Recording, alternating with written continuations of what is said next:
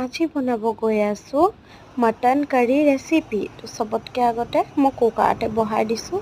তাতে mustard oil অলপ দি দিছোঁ, দালচেনি আৰু পিঁয়াজখিনি ফ্ৰাই কৰিছোঁ।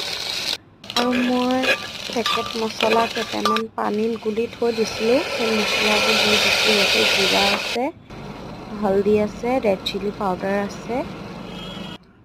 তাৰপিছত আপোনাৰ বিলাহী এটা কাটিছিলোঁ, বিলাহীটো মই কাটি দি দিছোঁ। ইয়াতে ফ্ৰাই কৰি আছোঁ। তাৰপিছতে মাংসখিনি দি দিছোঁ। মাংসখিনি দিয়াটো নেদেখালোঁ বাৰু, দি দিছোঁ দেই, ভাজি আছোঁ ইয়াত। এতিয়া পূৰা ফ্ৰাই কৰি আছোঁ। ফ্ৰাই হৈ আছে আমাৰ মটন।